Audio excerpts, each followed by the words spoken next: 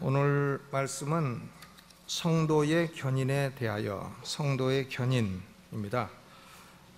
성도의 견인, Perseverance of the Saints, 이 주제는 구원을 받은 성도가 구원을 중간에 잃어버릴 수가 있나, 이런 문제입니다. 여러분, 구원을 잊어버릴 수 있습니까? 여러분, 구원 잊어버리겠습니까? 안 잊어버립니다. 잘 간수하셔야 됩니다. 잊어버리면 벌써 잊어버렸어요. 저도 구원 잊어버렸으면 벌써 잊어버렸습니다. 구원은 그렇게 잊어버렸다, 얻었다, 주웠다, 도로 집어넣었다 그러는 거 아니죠.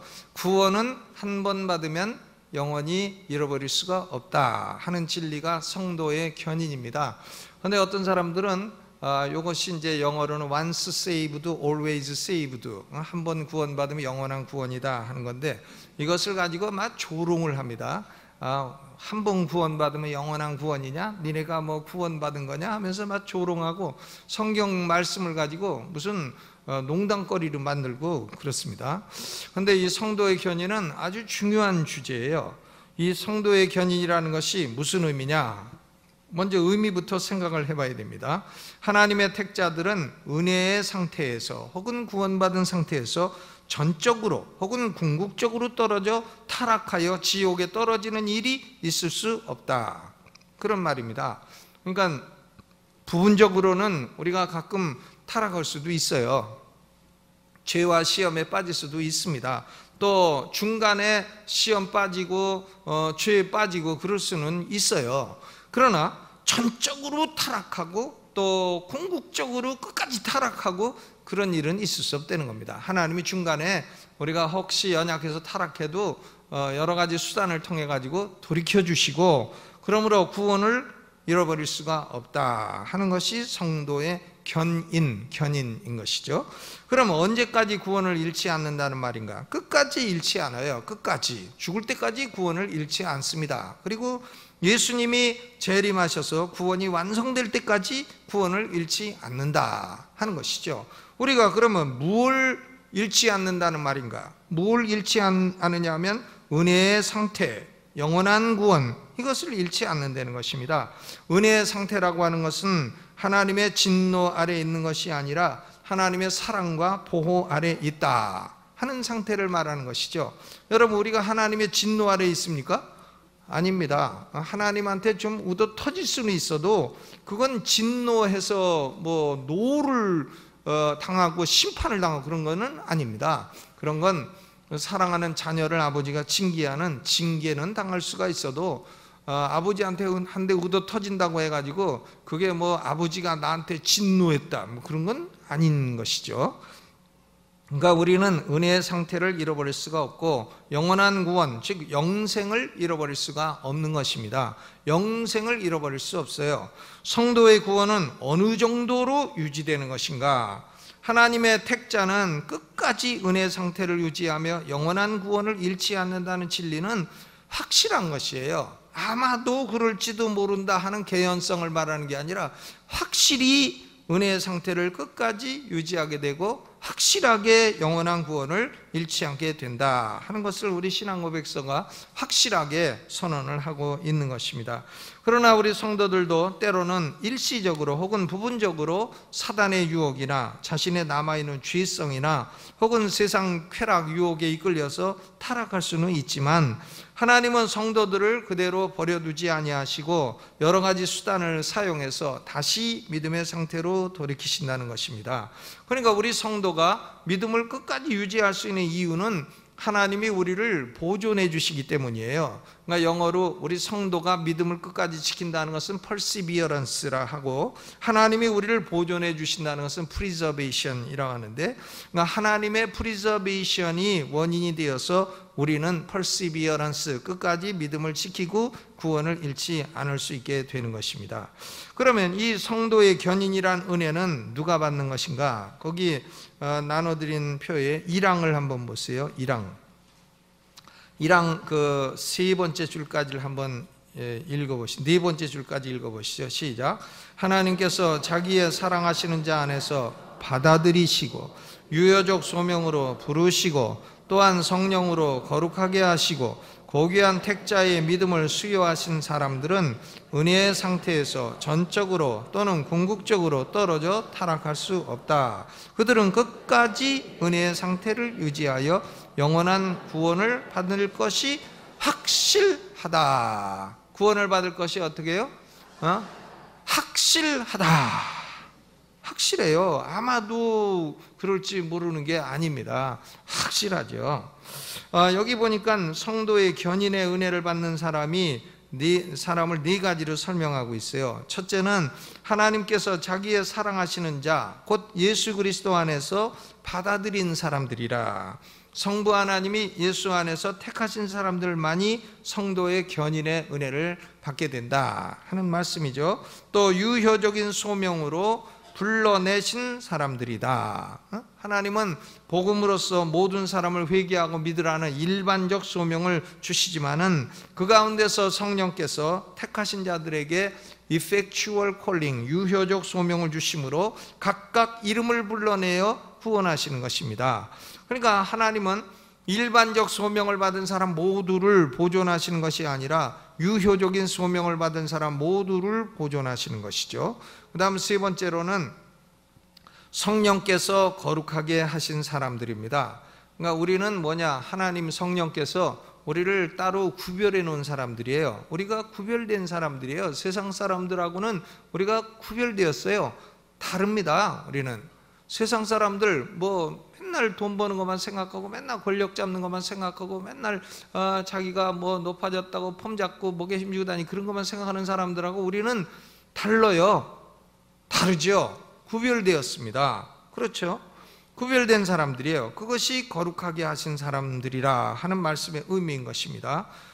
세상으로부터 별도로 분리시켜서 하나님을 섬기게 하신 사람들에게 하나님은 성도의 견인의 은혜를 주시는 것입니다. 한번 따라서 해보시죠. 나는 구별된 사람이다.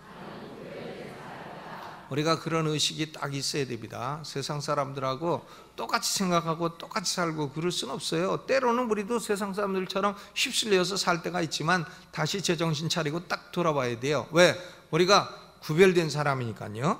또 네 번째로 하나님이 고귀한 택자의 믿음을 수여하신 사람들이다 그랬어요. 이 믿음이라는 게요, 그냥 사람들이 믿습니다 한다고 다 올바른 믿음이 아닙니다.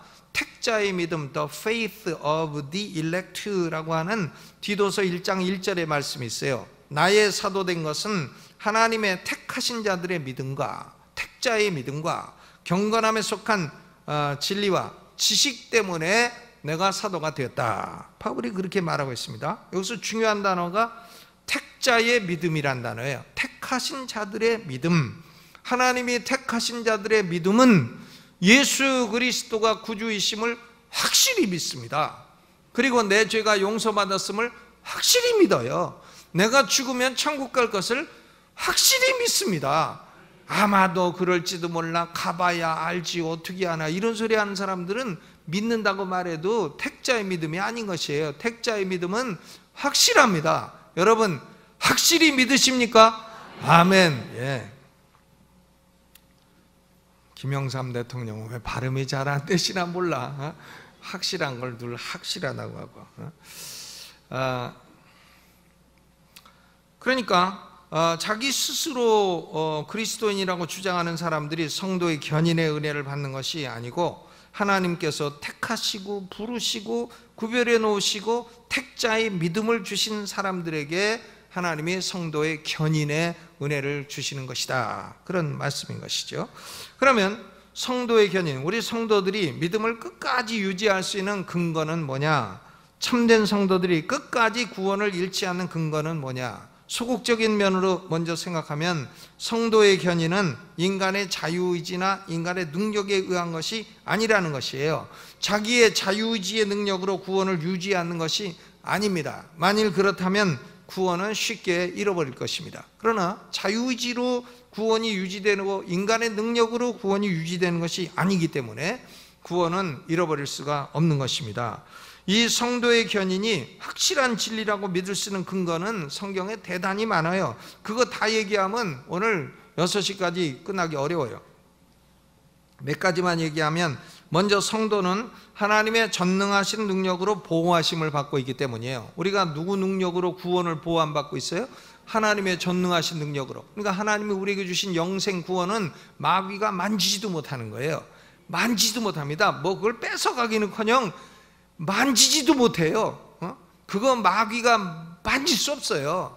만지지도 못합니다. 하나님의 능력으로 딱 보호하고 있는데 어딜 감히 마귀가 그걸 만지고 뺏어가느냐 이거죠. 요한복음 10장 28절로 29절 가장 강력한 말씀입니다. 내가 저희에게 영생을 주노니 영원히 멸망치 아니할 터이요, 영원히 멸망치 아니할 터이요, 또 저희를 내 손에서 빼앗을 자가 없느니라. 저희를 주신 내 아버지는 만유보다 크심에 아무도 아버지 손에서 빼앗을 자가 없느니라. 아유, 얼마나 확실해요.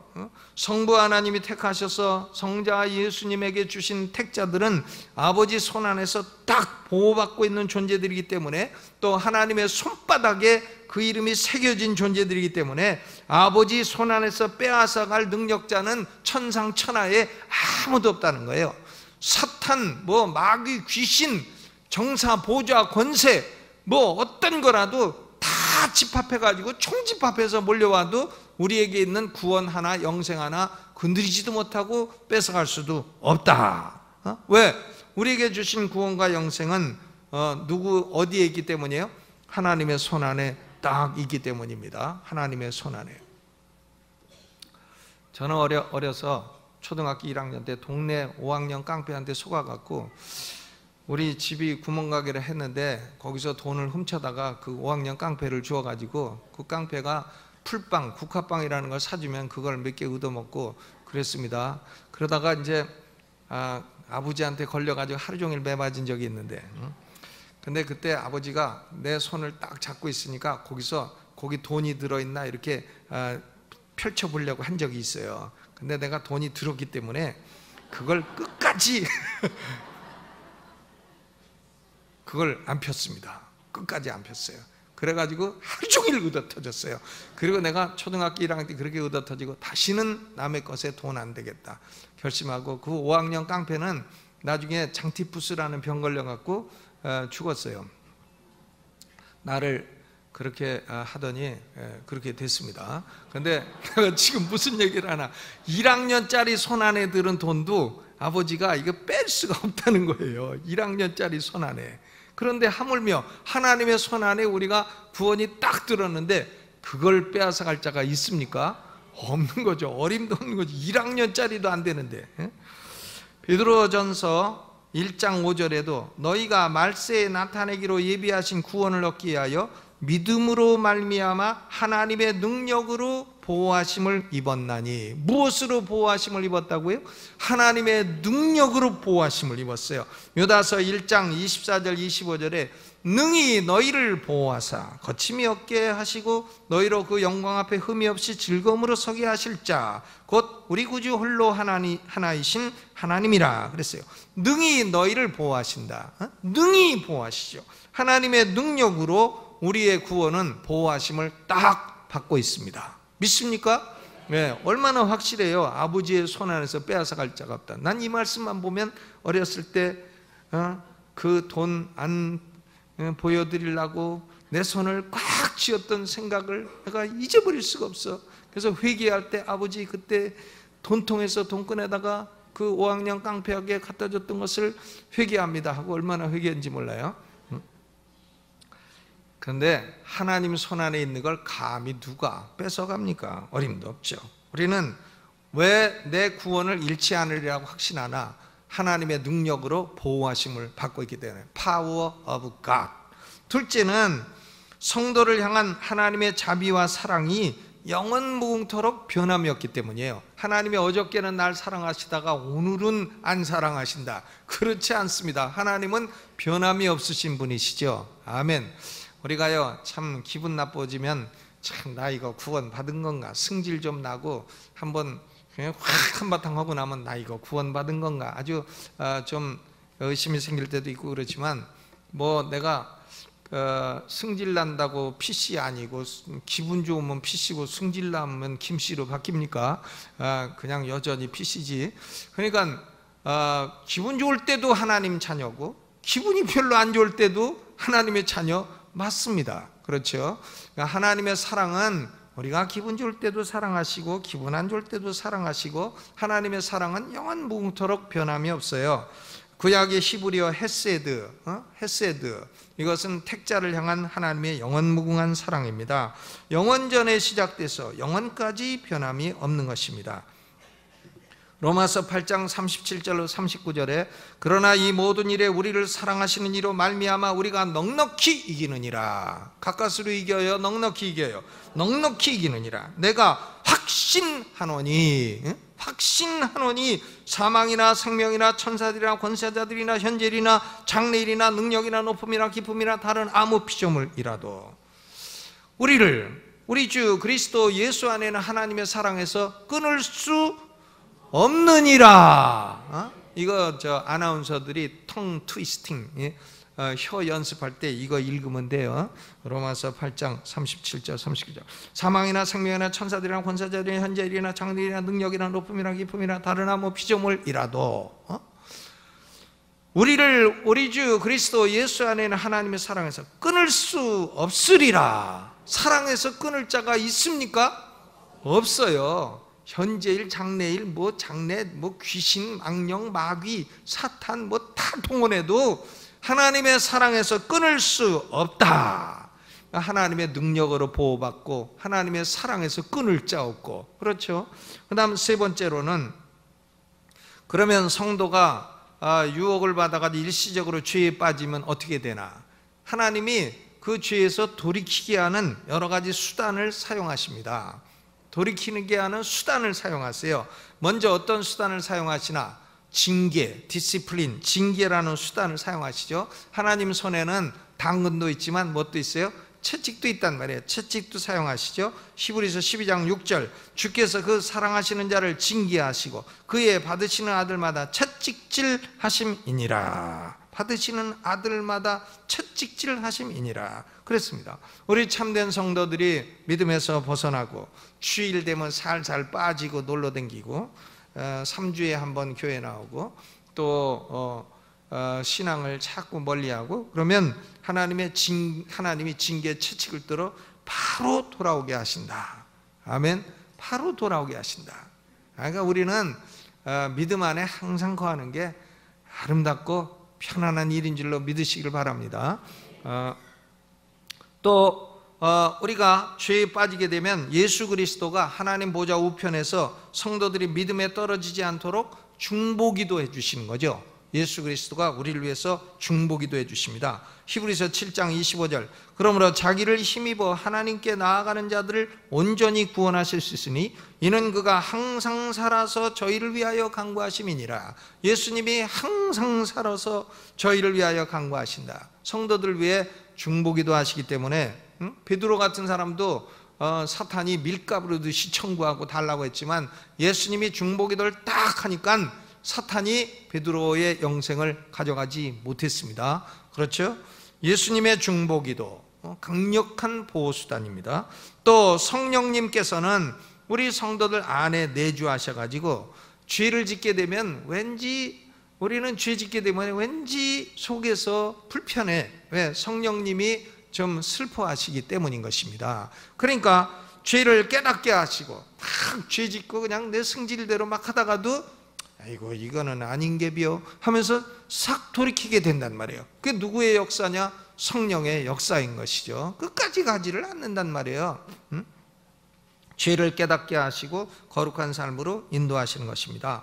그러니까 성부 하나님은 징계하시고 성자 예수님은 중보하시고 성령님은 내주하시고 인도하시고 삼위일체 하나님이 각각 성도를 믿음 안에 보존하도록 하기 위해서 일하고 계신 것입니다. 그러니까 우리가 가진 신앙고백서 1장 거기 넷째 줄부터 왜냐하면부터 한번 읽어보시죠. 왜냐하면 시작. 왜냐하면 하나님의 은사와 부르심은 후회하심이 없기 때문이다. 하나님은 부르신 사람들 안에 믿음과 회개와 사랑과 기쁨과 소망과 성령의 모든 은혜들을 불러 일으키시고 양육하시는 일을 무궁토록 행하고 계신다. 비록 많은 폭풍과 창수가 일어나 그들을 소멸하고자 할지라도 그것들은 그들의 믿음으로 견고하게 서 있는 기초와 반석으로부터 그들을 결코 분리시킬 수가 없다. 그럼에도 불구하고 잠시의 불신앙과 사단의 유혹으로 말미암아 하나님의 가시적인 빛과 사랑이 잠시 동안 가리어서 그들을 어둡게 할 수는 있다. 그러나 하나님은 여전히 동일하시며 그들은 하나님의 능력으로 구원에 이르도록 보존될 것을 확신할 수 있다. 그러므로 하나님이 값을 치르고 사신 소유물로서 하나님의 손바닥에 새겨진 존재여 그들의 이름이 영원전부터 하나님의 생명책에 기록된 존재임을 확신하고 즐거워할 수가 있다. 아멘.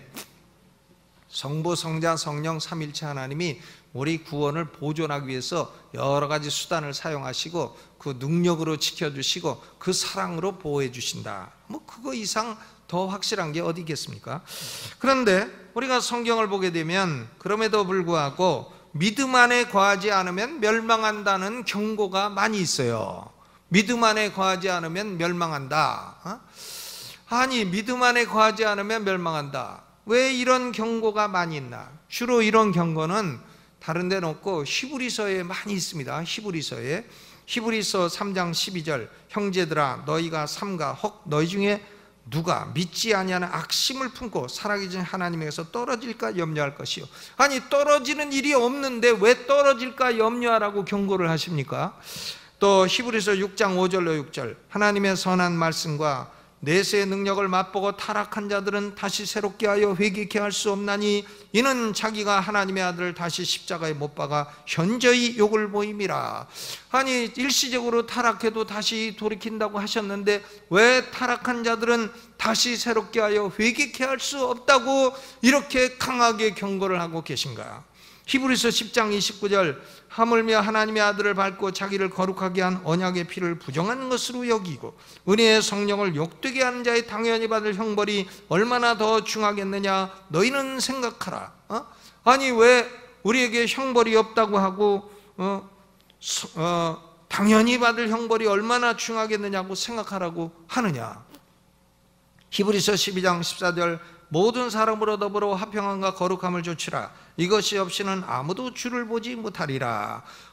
화평함과 거룩함을 좇지 않으면 주를 보지 못한다고. 아니, 이렇게 무서운 말씀을 기록하고 있느냐. 신약 성경에서도요, 이 히브리서가 이게 주로 유대인을 상대로 쓴 건데 이 유대인들이 유대교에 있다가 기독교로 오면서 아주 이게 믿음이 왔다 갔다 하는 사람들이 많이 있어요. 그러니까 이 경고도 히브리서에 아주 집중되어 있습니다. 히브리서의 경고가 엄청나게 강해요. 그러면 이런 경고 기저들을 어떻게 이해할 것인가? 역사상 존재했던 성경 해석가들은 이것을 6가지로 이해를 해요. 6가지. 이 6가지 해석이 있습니다. 이걸 어떻게 해석하나? 한 가지만 가지고 해석하는 것이 아니라 6가지 해석법이 있어요. 첫째, 펠라기우스주의자들 혹은 세미펠라기우스주의자들, 알미니우스주의자들, 이런 사람들은요, 이 말씀은 참된 성도라도 구원을 이룰 수 있다는 말씀이다, 이렇게 해석합니다. 참된 성도라도 구원을 이룰 수 있으니까 경고하지, 이룰 수 없는데 왜 경고를 하느냐. 그러니까 참된 성도도 중간에 구원과 영생을 이룰 수 있다, 이렇게 해석을 합니다. 그러므로 인간은 자기의 자유의지로 구원을 유지해야 한다. 이게 로만 캐톨리시즘, 로만 캐토릭이에요. 그런데요, 이 히브리서에 있는 말씀만 가지고 다른 성경에 있는 성도의 견인을 지지해주는 100귀절, 200귀절도 넘는 그런 말씀들을 깔아 뭉개는 해석은 옳은 해석법이 아닌 것입니다. 그렇죠? 그러니까 우리는 펠라기우스주의나 세미펠라기우스주의자처럼 구원을 잃어버릴 수 있다, 이렇게 해석할 수는 없습니다. 그런 해석법은 그건 뭐냐? 아주 옳지 않은 편협된 해석법이다, 이런 것입니다. 성경적이 아닌 해석이다, 이런 말씀이에요. 아니, 아버지 손에서 끊을 자가 없고 영생을 주느니 아무도 멸망치 않는다는 명백한 말씀을 좀 애매한 말씀을 가지고 깔아뭉개면 됩니까? 성경 해석할 때는 잘 모르는 말씀은 분명한 말씀의 빛으로 해석해야 된다. 이것이 명확한 원리예요. 그러니까 첫 번째 펠라기우스주의나 세미 펠라기우스주의 해석법은 탈락, 후보자에서 탈락입니다. 그 다음 두 번째로 어떤 사람들은 이런 경고들은 구원을 이룰 수 있다는 경고가 아니라 상급을 이룰 수 있다는 경고로 해석을 해야 된다. 상급 얘기를 하는 거지 구원 얘기를 하는 것은 아니다, 이렇게 말하는데, 그러나 이런 해석은 또 히브리서의 이 강한 경고를 너무 가볍게 취급하는 그런 해석입니다. 그러니까 이런 해석도 탈락, 두 번째도 탈락. 또 어떤 사람들은 이런 경고들은 인간의 이성으로는 해석할 수 없는 경고이다. above reason, beyond reason. 그러니까 구원을 이룰 수 없다는 귀절과 구원을 이룰까 두려워하는 귀절은 조화될 수 없는 말씀이다. 고로 성경은 모순이 있는 책이다. 이렇게 해석하는, 이것은 책임성 있는 성경 이해를 회피하려고 하는 책임 회피적인 해석이니까 탈락. 그 다음 네 번째로 이런 해석도 있어요. 이런 경고들은 회고적인 말씀이다. retrospective, 회고적이다. 즉 어떤 사람의 믿음이 끝까지 유지되지 않는다면 그 사람은 처음부터 구원을 얻지 못한 사람이라고 보라 하는 말씀이다. 이런 해석법이에요. 구원을 잃은 것이 아니라 처음부터 구원을 못 받은 것으로 보라는 것입니다. 그러니까 히브리서 6장의 경고는 참된 신자를 향한 경고가 아니라 거짓 신자를 향한 경고다. 이렇게 해석하는 해석법도 있습니다. 이것은 조금 그럴듯해요. 그러나 좀 설득력이 좀 부족하고 반대 이론이 많이 나와요. 그 다음 다섯 번째로 이런 경고들은 가정적인 말씀이다. hypothetical, 가정적이다. 그런 일이 있을 수는 없지만 만일 가정적으로 그런 일이 있다면 구원을 잃게 된다는 말씀이다. 이렇게 해석하는 사람들도 있습니다. 그러면 이런 경고들을 어떻게 봐야 되나? 이런 경고들은 하나님이 택자들에게 주시는 참된 경고로 봐야 됩니다. 참된 경고예요. 그러니까 예수 믿는 사람들이 나는 이제 구원을 따놓은 당상이니까 마음대로 산다, 그렇게 해서는 안 되는 거예요. 이런 경고들을 진실하게 받아들여야 됩니다. 그러니까 구원파 같은 사람들이 예수 믿고 천국 갈 티켓은 따놨으니까 마음대로 술 먹어대고 바람 피워대고 마음대로 사업해도 되고, 그분 돌아가신 어른은 돌아가시기 전에도 어떻게 그렇게 자기 부인도 있는 것 같은데 그렇게 사시나 모르겠어요. 내가 그냥 우물우물 얘기하지만 여러분 알아들으시라고 생각합니다. 그렇죠? 그러니까 한번 구원받았으니까 그렇게 그냥 대충 이렇게 해도 되는 겁니까? 그런 거 아니죠. 그러니까 이 히브리서의 경고는 굉장히 실질적인 강력한 경고예요. 참된 성도들 향한 강한 경고입니다. 이 경고와 그러면 성도의 견일에 대한 확실한 말씀을 어떻게 조화롭게 이해할 수가 있나? 오늘 읽은 사도행전 27장은 유라굴로 광풍의 이야기입니다. 하나님이요, 유라굴로 광풍 바울이 타고 있는데 거기 선원들, 선장들, 백부장 포함해서 276명이 탔어요. 276명이 탔는데 지중해에서 광풍을 만났어요. 광풍이 성이 뭐냐? 유시야. 유라굴로. 버들유시. 우리 외할머니가 버들유시인데. 근데 광풍을 만났어요. 유라굴로. 근데요, 이 광풍이 금방 없어지질 않네. 14일 동안 계속되는 거예요. 14일 계속되니까 선장이고 선원이고 경험이고 뭐고 없어요. 다 멀미, 배멀미. 세상에 제일 괴로운 게 배멀미입니다. 나는 아주 세상에 제일 괴로운 게 배멀미라고 생각해. 이 배멀미 한번 나면 아주 살고 싶은 소망이 사라지고 그렇습니다. 그러니까 배 타기 전에는 아무도 이렇게 막 자신 가지면 안 돼요. 반드시 멀미약을 잡수셔야 됩니다. 겸손하게. 멀미약 2알 먹으라 그러면 2알 먹어야지. 한 알만이면 된다. 그래도 안 돼요. 2알 딱 먹고, 멀미약 먹을 때는 원비 뒤에다가 먹어야 돼요. 원비 뒤에. 그게 인삼 국물이기 때문에 인삼 국물이 이 멀미약을 아주 효과 있게 해줍니다. 그러면 제가 보니까 그걸 어디서 배웠나? 울릉도 갈 때 배웠어요. 울릉도 그 배 선장님이 여기 타는 사람이 원비디에다가 멀미약 먹는 사람은 한 명도 멀미하는 걸 못 봤대. 그래가지고 나보고도 원비디에다가 멀미약 먹으라고 가르쳐 주더라고요. 아주 귀한 진리를 거기서 배우게 되었어요. 근데 여러분, 유라굴로 광풍이 막 일어나니까 바울이 기도하죠. 딴 사람들은 다 널브러졌어. 널브러져도 바울은 딱 기도합니다. 바울은 기도하니까 하나님이 말씀하셔요. 바울아, 이 배 안에 있는 사람은 한 명도 멸망치 않고 아무도 안 죽는다. 이게 하나님의 확실한 약속이죠. 분명히 확실하게 약속하셨어요. 그러면 그 배 안에 있는 사람 죽나요? 안 죽나요? 안 죽죠. 하나님이 안 죽는다 하셨는데 누가 죽겠어요? 거기 보니까 안심하라. 너희 중 생명에는 아무 손상이 없겠고 오직 배뿐이리라.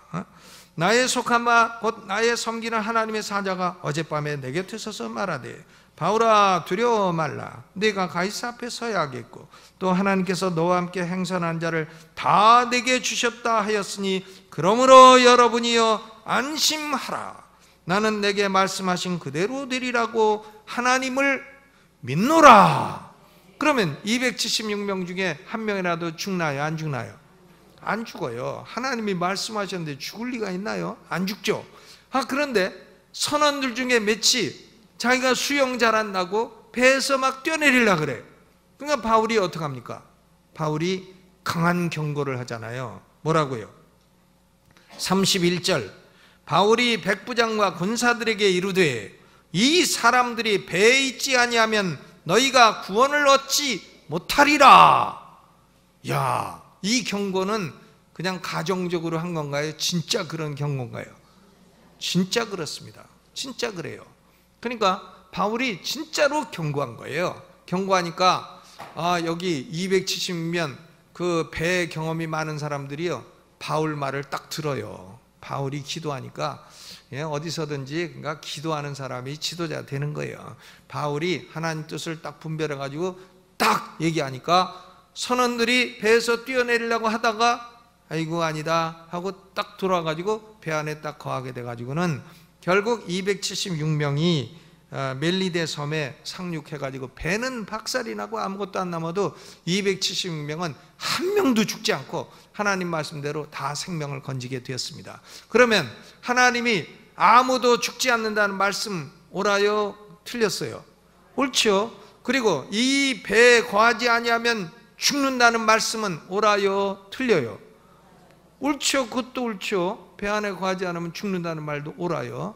옳지만 그러나 하나님의 말씀은 다 이루어지고 276명은 다 구원받게 된 것입니다. 바울이 뭐 농담으로 뭐 가정적으로 아니면 뭐 여기 있지 않으면 상급만 잃을 거다 이런 정도로 말한 건 아니에요. 진짜로 강력하게 경고한 것이죠.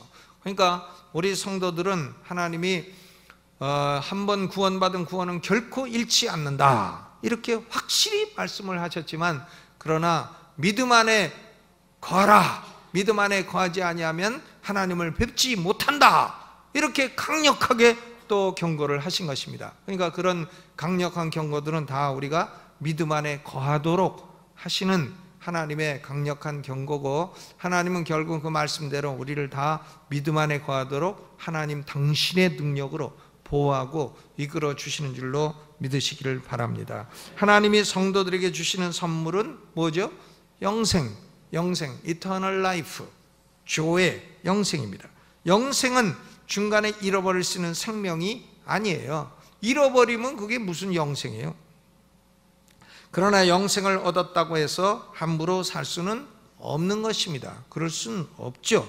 하나님은 징계와 경고로 우리를 믿음 안에 계속해서 거하도록 인도를 하시는 겁니다. 징계도 하시고 경고도 하시고 또 중보기도도 해주시고 이렇게 다양한 수단을 써가지고 우리가 믿음 안에 계속 거하도록 인도하시는 것입니다. 참된 성도는 하나님의 경고를 없이 여기지 않고 가벼이 여기지 않고 항상 귀 기울이고 순종하는 것이죠. 그러나 뭐 그 경고 때문에 부들부들 떨고 아이고 나 구원 잃으면 어떡하나 큰일 났네, 아이고 나는 구원 잃을지도 몰라, 아이고 어떡하나 하고 걱정하고 있으라는 게 아니죠. 그 경고는 우리가 어떻게 하라는 거예요? 믿음 안에 바로 살도록 하는 그런 경고인 것입니다. 우리 성도들도 죄를 짓게 되면 자기를 해치고 남을 해쳐요. 자기만 해치는 게 아니라 남도 해치지. 그러니까 자타에 해를 끼치는 겁니다. 죄는. 그러니까 우리는 천국 갈 것이 확실한 사람들이에요. 영생을 이미 얻은 사람들이에요. 그러므로 이 땅에 살아가면서 믿음 안에 거하고 자타에 유익을 주며 사시기를 주님의 이름으로 축원합니다. 영생이라는 생명은 자타에 유익을 주는 좋은 생명이에요. 아멘. 주먹 딱 내고 내게는 영생이 있다. 영생을 잃어버릴 수 없다. 아멘. 예, 찬송 부르고 헌금을 하도록 하겠습니다.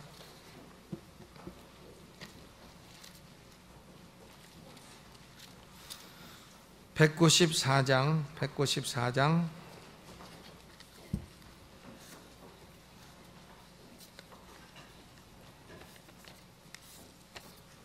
1절, 2절, 4절 세 절을 부르면서 헌금을 하겠습니다.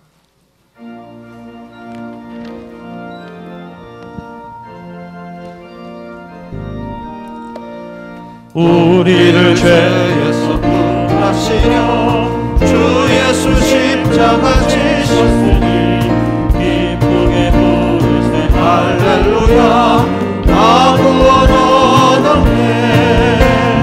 찬송하세 찬송하세 주님 나를 구하셨네. 찬송하세 찬송하세 주가 구원하셨네.